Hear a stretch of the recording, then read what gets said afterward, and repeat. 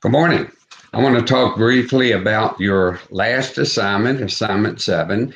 Yes, we're here to your last assignment. Hopefully, you have learned the most important concept in school law, and that is preventative law. And one of the most important elements of that is knowing where to go to help you make the most appropriate decision and keep you, your faculty, your staff, your school district out of the courts. Okay. Again, this area of school law is so vast.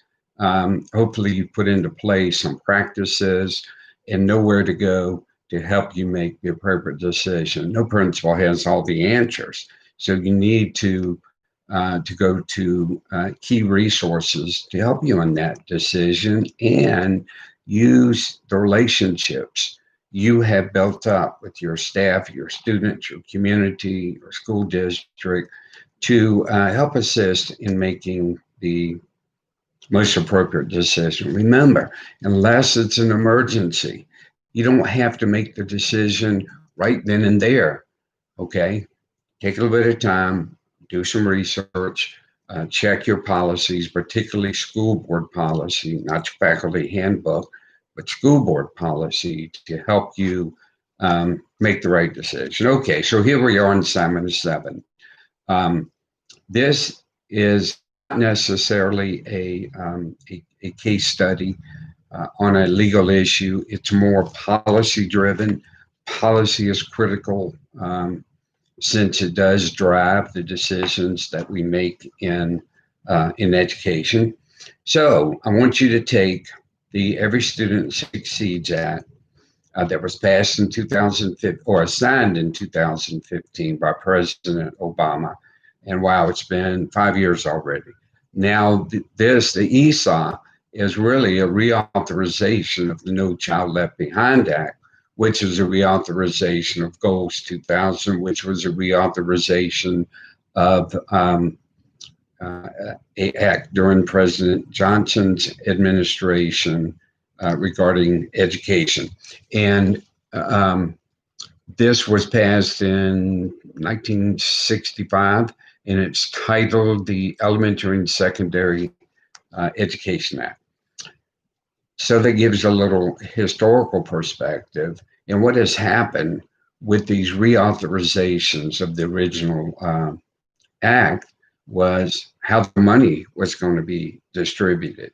And so we look at grants and different ways of states and school districts being able to get federal funds up through No Child Left Behind. Again, there were grants and different kinds of ways of getting money. Well, in 2001, with No Child Left Behind, the feds got serious and said, if you want this money, your students have to perform, and we're going to measure those performance and hold you accountable. And that was a great act, okay, if we could have done it. But it was too punitive, and it should have been reauthorized long before 2015. Because schools and school districts are finding themselves, firing a whole school teachers and staff and principal and bringing all new people in. So it got to the point where it's just punitive and nothing constructive was happening. So ESA was passed, and ESA still has strong accountability measures, but it has some other ways of looking at states and school districts being able to access federal funds. Okay, so I want you to take ESA, and I want you to look at a professional organization. I have like 15 of them listed in your assignment instructions. And just to go over a couple, one is the NEA, National Education Association, and that's fine if you want to do that one.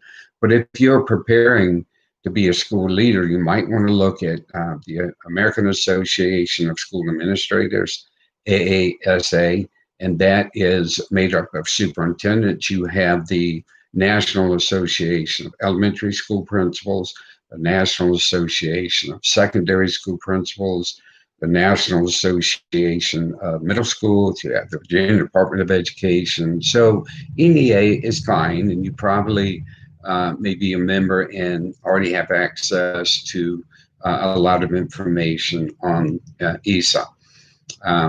But again, that's your choice. You're not going to get marked off whatever organization you choose, because I really want you to look at what that organization's position is regarding ESA. And there's 5 questions for you to answer. And you will answer these doing a PowerPoint, a Prezi, you can do a video. If you have another way of doing a presentation you want me to take a look at, then contact me and I'll be happy to do that. As you know, each of my assignments is a little bit different structure, from you filling in a template to a full APA paper, to discussion boards, to, case studies. And here is opportunity for you to do a PowerPoint. Now, the 5 questions. Okay, I want you to discuss the organization's positions. Now, remember, this is a PowerPoint. You don't have to go in great detail. I will get the gist. If you have looked at these organizations, I'm familiar with all of them, okay, in their positions. If you have looked at that organization and their position on the Every Student Succeeds Act, and you go to their website, typically, and there may be some other documents as you go through that website. But again, 1, discussion of the organization's positions. 2, what are some of the pros and cons that that organization has? 3, what recommendations does that organization have for ESA? Then I just want you to give me a little reflection from your perspective, okay? A little critical thinking about what you think about this organization in the first 3 questions. And then I will give some grades to make sure you have correct APA. Remember, this is not an APA a written document because it's a PowerPoint.